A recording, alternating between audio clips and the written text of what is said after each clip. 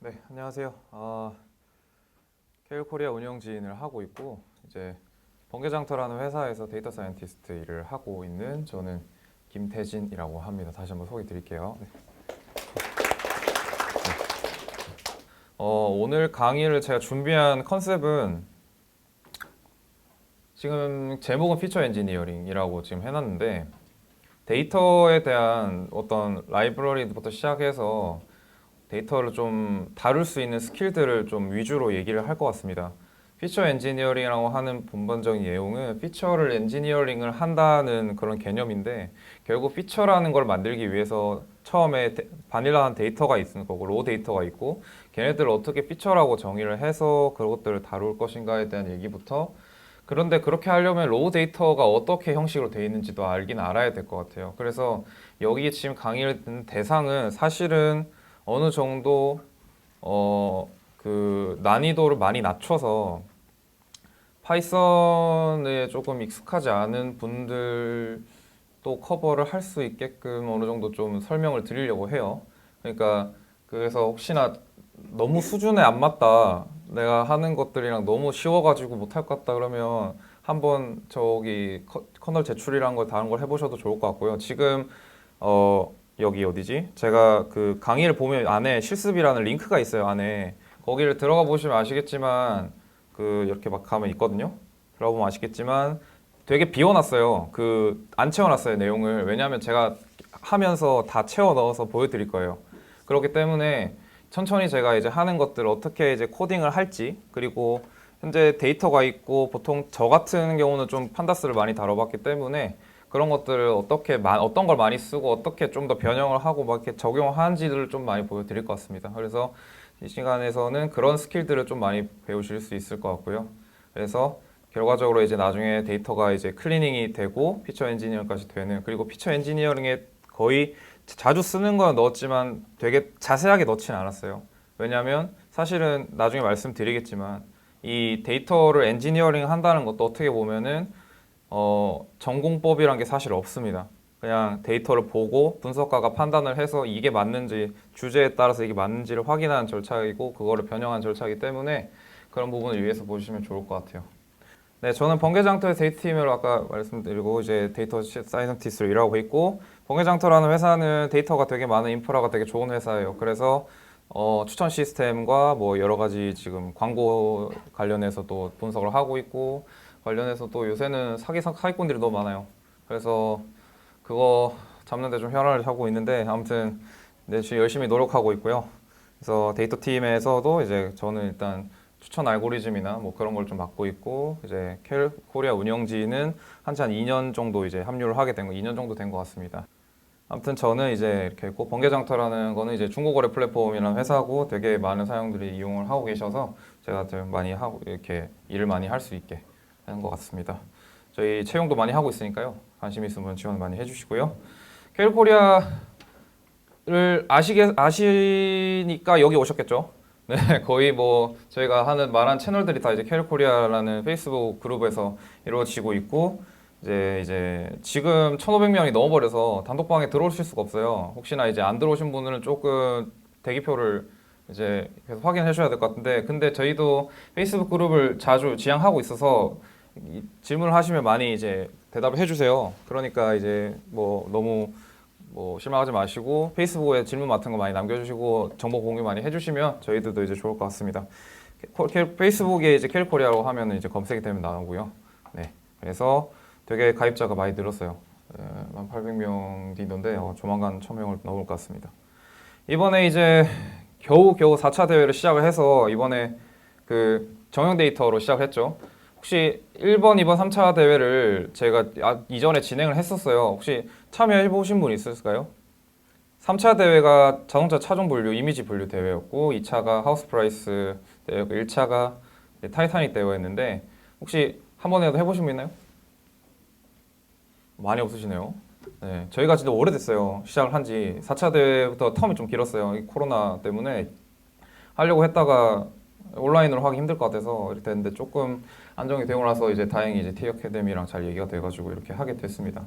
그래서 4차 대회 주제가 그거죠. 주제가 성인 인구 조사의 거기 수입이 얼마일지 예측을 해보는 그런 임금 대회였고, 지금 1차 대회에서 1차 세미나에서 수빈님이 2대1이랑 그런 여러 가지를 해주셨고, 제가 지금 데이터 처음 모델링 전 단계인 부분을 좀 맡아서 이렇게 하기로 되었습니다. 그래서 아까 말씀드린 대로 지금 이제 해당하는 부분은 이제 데이터가 이제 처음부터 시작을 해서 데이터를 받고 어떻게 처리를 하고 피션 엔지니어링 어떻게 해가지고 모델에 들어가기 전까지 이게 어떻게 변화하는가를 좀 여러 가지 좀 자세하게 코딩을 하면서 좀 다뤄볼까 합니다. 제가 가장 좋아하는 시간입니다. 우리는 여기 왜 있는가? 우리는 이걸 왜 하게 됐는가? 그리고 앞으로 해도 되는 걸까? 이런 게 지금 고민이 많이 돼요. 사실 데이터 사이언스라는 게 저도 이제 사실은 현업에서 일을 하고 있는 입장으로서 사실은 좀 여러 가지 생각이 좀 많아요. 이게 앞으로 막 언론에서는 인공지능이 대세다 뭐 이렇게 하지만 솔직히 그 실상은 일해보면은 알죠. 왜냐하면 데이터가 얼마나 그지 같고 더럽고 그런 건지를 해보신 분은 그렇잖아요. 그래서 그런 부분에 대해서 생각을 많이 하고 있는데, 네. 이런 짤들은 아마 많이 보셨을 것 같아요. 인터넷에 돌아보면은 인공지능이라고 하면서 빅데이터 딱 읽어보면은 여러분들의 흥미와 관심사를 빅데이터로 수집하여 높은 조회수를 기록할 만한 결과를 도출하였습니다. 라는 말을 제가 딱 보고 요새 어떤 생각이 들었냐면, 데이터 사이언스로 돈을 벌 수 있는 방법을 딱 한 줄로 쓴 게 이거예요. 이거를 이제 잘만 활용하면 추천 시스템을 만들 수 있고, 광고에 활용하면 타겟팅을 할 수 있고, 뭐 되게 그렇게 되는 거죠, 어떻게 보면. 근데 이제 빅데이터를 잘 쓰고 이렇게 할 수 있으면 그렇게 되는데, 근데 이제 요걸 하기까지가 되게 힘들죠. 데이터 수집부터 그 다음에 가공, 처리하고 모델링하고 그 다음에 배포하고 그 다음에 모델도 이제 계속 업데이트 해야 되고, 이런 과정 인프라를 만들기가 힘들죠. 이게 사실 돈으로 되기까지 상당히 오랜 시간이 걸립니다. 그런 게 왜 그렇게 된 이유는 데이터가 생각보다 품질이 좋지가 않아요. 데이터는 케이글 같은 데이터들은 정말 잘 돼 있고 생각보다 그런 전처리들이 많이 돼 있는 상태로 우리한테 오고, 실제로 지금 해보시면 널 데이터가 없어요, 안에. 아마 어떻게 왜 없는지 정확하게 모르겠는데 그냥 일반적인 널 데이터는 없고, 물음표는 있겠지만 널 데이터가 없은 게 수빈님이 지우셨는지 잘 모르겠는데 수빈님이 이거를 다 준비를 하셨거든요. 그래서 없는데, 근데 실상은 절대 그렇지 않습니다. 실제로 그냥 데이터를 현업에서 받아보시면 전혀 그런 일이 없고 데이터만 많아요. 데이터만 많고 데이터가 이제 쓸모 없거나, 그러니까 뭔가 이제 사용을 하려고 봤더니 되게 쓸모 없고 뭐 사용할 수 있는 상태가 아닌 경우가 대부분인 거죠. 그래서 그런 부분이 되게 많고, 사실 이런 부분은 인프라를 개선해야 되는 것도 맞지만 사실 일반적인 서비스 데이터에서는 그럴지 모르겠지만, 좀 괜찮을지 모르겠지만, 일반 저 센싱 데이터로 활용하는 뭐 환경 데이터를 수집하는 데이터나 아니면 산업체 이제 그 기계에서 나온 데이터들은 되게 이런 것들이 많이 있을 수 있죠. 그래가지고 이런 것들의 시간이 되게 이런 식으로 없는 데이터도 많고, 이게 대체 피처가 왜인지도 모르겠고, 그런 것들이 되게 다반사인 거죠. 이게 이제 미식노라고 하는 그 라이브러리인데, 근데 그렇게 많이 쓰진 않는데 이게 보여주기 식으로 해야 되니까 어떻게 쓰는 건데, 각 피처들의 비어있는 값이 흰색이 비어있는 값이에요. 다 차이는 값도 있겠지만 뭐 이 정도는 그래도 뭐 비어있는 게 줄로 끼워져 있는 게 좀 비어있는 게 하지만, 이런 것까지는 대충 이렇게 채워 넣을 수는 있지만 사실 없는 것들은 어떻게 할 수가 없어요. 그런 것들을, 근데 이런 것들을 다 처리를 할 수 있냐? 또 그렇지 않을 수 있는 거죠. 그러니까 처리할 수 있는 명확한 이유가 있느냐, 그런 것도 따져봐야 되고, 그러다 보니까 이거를 뭔가 일괄적으로 뭔가를 할 수 있는 방법이 사실은 조금 힘들어요. 요새는 AutoML이라는 것도 있어서 잘 한다고 하지만 그것도 사실 AutoML 된 결과를 우리가 확인을 해야 돼요. 그래야지만 우리가 리저너블하게 이게 데이터가 잘 들어간지 확인을 해볼 수 있는 거기 때문에, 그래서 데이터가 이런 경우가 많고, 그리고 실제로 이제 데이터 분석하는 사람들이 70% 이상을 데이터 전처리와 엔지니어링에 사용을 한다. 그럴 수밖에 없어요. 모델링, 우리가 알고 있는 이상적인 CNN 모델링에 가기도 전까지 그냥 모성 허송세월을 전부 다 전처리를 하는데, 그리고 데이터 처리를 하는데 시간을 보내는 거죠. 실제로 정말 그렇습니다. 그래가지고 근데 그런 이유가 뭘까? 왜 그렇게 많이 하는 걸까라고 생각을 해보면 여러 가지가 있는데, 아까 말씀드린 그런 데이터 수집 처리기가 되게 불안정하거나 아니면 기계 자체가 그런 게 되지 않아서 그럴 수도 있고요. 그리고 일반적인 IT 기업 같은 경우는 인프라를 잘 만들지만 되게 그런 것들이 약한 제조업 같은 경우는 데이터를 쌓는다고 해도 뭐 그런 것들이 제대로 막 이렇게 안 갖춰져 있는 경우에 또 그럴 수 있겠죠. 그리고 데이터를 수집하고 가공하고 저장하는데도 돈이 들죠. 그리고 그렇게 하는 것도 돈이 들고 하는데, 그리고 무엇보다 두 번째로는 생각보다 데이터의 형태가 요새 너무 많아졌어요. 데이터의 형태라고 하면은 지금 우리가 같이 보내는 시간적인 데이터도 데이터가 될 수 있고, 지금 말하는 음성도 데이터가 될 수 있고, 지금 이렇게 사진을 찍은 그 영상 데이터도 데이터가 될 수 있잖아요. 아날로그로 여기 리얼 데이터에 있는 모든 수집 자체를 데이터로 변환하려고 하고 그걸 컴퓨터로 이해하려다 보니까 그 간극이 되게 이제 격차가 있어요. 그러다 보니까 분석가가 얘네들을 이렇게 그거를 간극을 메우고 얘네가 이 오리지널의 아날로그의 데이터를 어떻게 하면 컴퓨터가 이해할 수 있는, 그리고 모델링하고 알고리즘에서 결과를 낼 수 있는 그 형태로 어떻게 만들 것인가가 지금의 목적이고 지금의 큰 그 토픽인 거예요.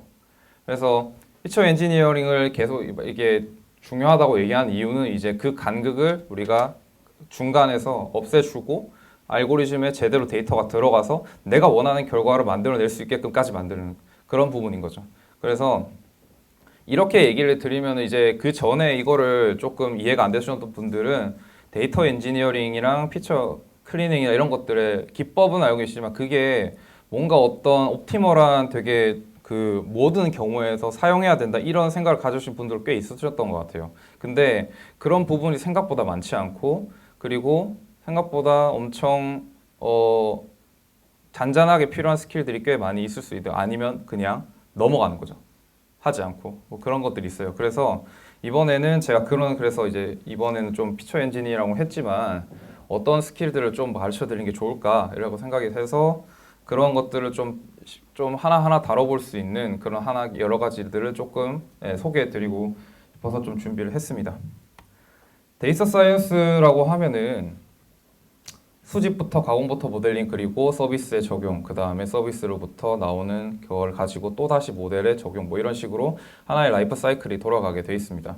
그래서 이 가운데서 우리는 3번과 5번에 대한 얘기를 할 거고요. 데이터 클리닝부터 데이터를 처음에 다루는 것부터 그 다음에 이제 피처 엔지니어링을 하는 것까지. 근데 이제 데이터를 모으고 그 다음에 마이닝을 하고 그 다음에 클리닝을 하는 것까지를 들어가는데 지금 EDA가 먼저 앞에 1번 세미나에 있었죠. 그래서 EDA에 대한 내용을 그렇게 많이 하진 않겠지만 필요성에 대해서는 얘기를 할 것 같습니다. 클리닝을 하는 데 있어서 클리닝을 왜 먼저 하는 이유는 EDA를 하는데 그 정보를 제대로 잘못 내가 인지를 할 수도 있는 거기 때문에 혹시나 빈 값이 있거나 이상한 값이 있는 걸 먼저 확인을 하고 그 다음에 전체적인 EDA 분포를 보고 싶기 때문에 클리닝이 먼저 있는 거고요.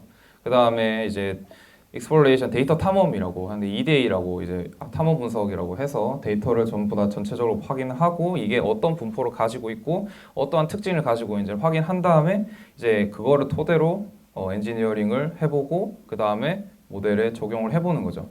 그래서 그런 구조를 토대로 이렇게 만들어지고 모델링의 전 단계까지 이렇게 되는 것들이 이런 부분입니다. 자, 그래서 이제 뭘 얘기를 할 거냐면 데이터에 대한 얘기를 할 거예요.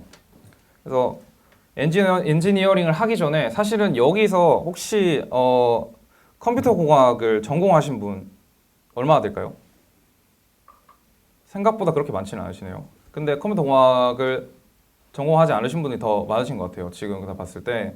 그러다 보니까 데이터를 받았을 때 이게 컴퓨터 메모리에 어떻게 저장이 되고 그리고 구조적으로 어떻게 되고 하는지를 조금 요새는 그런 유입이 다른 데서도 좀 많이 되고 이제 교육 자료가 너무 많기 때문에 그런 것들이 좀 힘든 것 같습니다. 그래서 그 부분에 대한 내용을 좀 더 얘기를 해볼 것 같아요. 데이터 사이언스를 하는 우리라면 데이터를 뭔지를 알아야 돼요. 데이터가 어떻게 저장이 되고 학습되는지를 먼저 아는 게 저는 더 중요하다고 생각하고, 그리고 그에 따라서 로드를 했을 때 내가 생각하는 것에 얘가 동작을 해야지만 그게 어느 정도 신빙성이 있다고 생각이 듭니다. 데이터라는 거는 정보와 캐릭터, 그러니까 엄청 특징이나 정보를 나타내는 거고, 근데 그게 수치형 혹은 카테고리, 범주형 그런 식으로 될 수 있고, 근데 이게 질적인 정보냐 양적인 정보냐 그런 것들로 나뉩니다. 질적인 정보라고 하면 뭔가 이게 나타내는 뭐 표시하는 그런 거, 뭐 얘가 클래스 A다 클래스 B다 이렇게 하는 거고, 그 그 다음에 이제 수치적 양적 정보는 내 키가 170이고 몸무게가 50, 60이다 뭐 이런 것들 그런 것들을 나타내는 수치형 그러니까 숫자로 되어 있는 변수이거나 아니면 카테고리로 분석되어 있거나 바이너리 되어 있거나 그런 형식이 있죠. 그런 형식들이 있다는 사실 자체를 먼저 인지하고 있는 게 중요합니다. 데이터라고 다 똑같은 게 아니고 어떤 것들이 수치가 이제 숫자로 되어 있는데 이게 과연 정말 숫자인가? 예를 들어서 일반, 2반, 3반이라고 했을 때 그게 숫자일 수도 있지만 숫자가 아닐 수도 있어요. 경우에 따라서는. A반, B반, C반일 수도 있고 아니면 뭐 사과반, 바나나반 이럴 수도 있잖아요. 네, 그런 부분이 있기 때문에 그런 것들이 어떻게 지금 단순히 숫자라고 해서 그것들을 일괄적으로 적용하는 건 위험할 수 있는 그런 거죠. 그래서 캐글 같은 걸 하다 보면은 피처들의 특성이 뭔지를 계속 생각을 해서 얘네들을 어떻게 알고리즘에 넣을 때 인코딩을 할 건가를 생각을 하게 됩니다. 그럴 때 이제 얘가 범주형 변수인지 아니면 순서가 있는 건지 없는 건지 혹은 얘가 수치를 어떻게 해야 될지 이런 것들을 생각을 하게 돼요. 그래서 그렇게 하는 이유는 지금 데이터가 요새는 다뤄야 되는 정보의 다양함이 엄청나게 많아졌죠. 지금 뭐 거의 대부분 뭐 의료부터 시작해서 일반적 센싱 데이터도 마찬가지고 이미지로 하는 건 요새 다 하잖아요. 그리고 자연어 처리부터 해가지고 전부 다 그런 것까지. 네. 지금은 정형 데이터를 가지고 이제 엔지니어링을 하는 거지만 사실 더 어려운 거는 이미지 처리는 뭐 그렇고 그 다음에 자연어 처리는 더 어렵고요. 더 할 게 더 많고 그런 것들이죠. 음성은 저는 모르겠어요. 어떻게 하는지 해보지 않아서 그래서 되게 복잡하죠. 그러다 보니까 그런 복잡성이 엄청 증가를 하고 있습니다. 그래서 이런 것들 스킬을 어느 정도 알게 되는 게 되게 중요하고요. 데이터는 크게 이 범주에서는 정형과 비정형으로 나뉩니다. 정형, 스트럭처 데이터라고 해서 타뷸라 데이터라고도 얘기하고 테이블 형태로 있는 데이터를 얘기합니다. 왜 테이블이라고 정형이라고 굳이 하는 이유는 SQL이라는 게 있기 때문이에요. 데이터베이스라는 게 있고 데이터베이스는 거의 진짜 정말 오래된 아주 유명하고 거의 뭐 아마 취업을 준비하신 분들이라면 SQL의 중요성을 좀 아실 수도 있을 것 같아요. SQL문을 공부해서 하는 것들이 이제 필요한데 저는 회사를 들어오기 전에 SQL 그렇게 중요한가 싶었는데 모든 업무를 SQL로 합니다. 거의 대부분 SQL로 시작해서 SQL로 끝나고 분석 그 다음에 결과 내는 것도 거의 SQL로 하고요. 그러다 보니까 데이터베이스 형태에 있는 것들을 어떻게 이제 그 피처를 해서 내가 원하는 이제 정보를 하기 위해서 어떻게 피처를 고르고 그 다음에 종속 변수를 뭘로 넣고 이렇게 하는가 그 생각을 하는 거죠. 그래서 정형 데이터가 이제 보통 이제 많이 나오고, 근데 비정형으로는 보통 번개장터 같은 경우는 이제 사진을 올리죠. 뭐 사진 같은 걸로 하기도 하고, 텍스트 사기꾼들이 그렇게 텍스트를 엄청 이렇게 하는 그게 있어요. 그래서 그것도 하고, 이미지를 올려요. 그렇게 사기 이미지를 올려가지고 그것도 좀 해야 되는데 죽겠습니다. 그래서 정형 데이터가 보통 저희 같은 경우 로그 데이터 아니면 사용자 정보 데이터. 그 다음에 사용자가 프로덕트를 올린 프로덕트 메타 데이터 뭐 여러 가지가 있겠죠. 그런 것들을 가지고 저희가 데이터 분석을 하고요. 정형 데이터 같은 경우는 비정형 데이터는 이제 우리가 보는 사진 같은 경우는 눈으로는 저렇게 볼 수 있지만 실생으로 까보면 이렇게 나오죠. 옆에처럼 숫자로 나옵니다. 그렇게 해서 여기서부터 좀 알 수 있는 거는 우리가 보는 세상과 컴퓨터가 보는 세상 사실 달라요. 많이 달라요. 숫자로밖에 볼 수 없고 그런 거로 볼 수밖에 없는데 우리는 사진으로 보고 있고 텍스트도 글자로 보고 있죠. 사실은 유니코드라는 중간에 다른 체계가 있어서 그렇지 사실은 그게 들어가면 그 점점 이렇게 바이트로 들어가다 보면 숫자 안에 숫자가 있는 것들을 들어가서 하는 거니까. 그러니까 그런 것들을 어느 정도는 그래도 짜증나고 많고 되게 이해가 안 되지만 그래도 봐야 되는 거예요. 이게 리얼 월드에 있는 모든 데이터들이 어떻게 컴퓨터에 들어가는 것인가 그리고 그런 것들을 해야지만 우리가 분석을 할 수 있는 거니까. 그래서 그런 것들이 좀 중요합니다. 그래서 그런 얘기 좀 더 해볼 거고요. 자, 위에는 코로나 요새 심하죠. 그래서 이런 양적인 정보가 나와 있는 걸 수치형 데이터, 누메리컬 데이터라고 합니다. 이렇게 굳이 지금 계속 구분한 이유는 이거에 따라 좀 다른 게 있어요. 계속 나와서 말씀드릴 거기 때문에 이렇게 보는 시야가 중요합니다. 정형과 비정형, 수치와 범주형 데이터. 수치인가 또 아닌가. 그리고 카테고리컬 데이터는 카테고리입니다. 마찬가지로. 이렇게 나눠져서 그 범주로 나는 예를 들어서 타이타닉 데이터를 해보셨는지 모르겠는데 어느 항구에서 탔는지 뭐 C 항구, D 항구, F 항구 이런 게 있잖아요. 그런 것들을 카테고리라고 해서 범주로 생각을 하고 그렇게 하는 경우가 많죠. 번개장터도 뭐 이렇게 뭐 사실 여기 회사에서도 이렇게 뭐 의류나 이제 그런 카테고리로 나눠가지고 상품이 나눠져 있는 뭐 그런 형식입니다. 자, 그 다음에 또 말씀드리고 있는 건 1, 2, 3반에 3반이 있는데 이름 순으로 번호를 정했어요. 그리고 순서대로 청소 당번을 하기로 해서 첫날인 1번, 2번, 3번을 청소를 하려고 합니다. 근데 여기서 중요한 거는 이 1번, 2번, 3번이 같은 의미일까?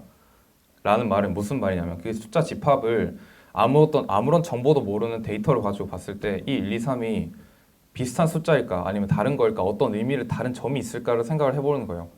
무슨 말이냐면 1번, 2번, 3번의 클래스는 잘 모르겠지만 개별적일 수도 있고요. 순서가 있을 수도 있고 예를 들어 이런 경우죠.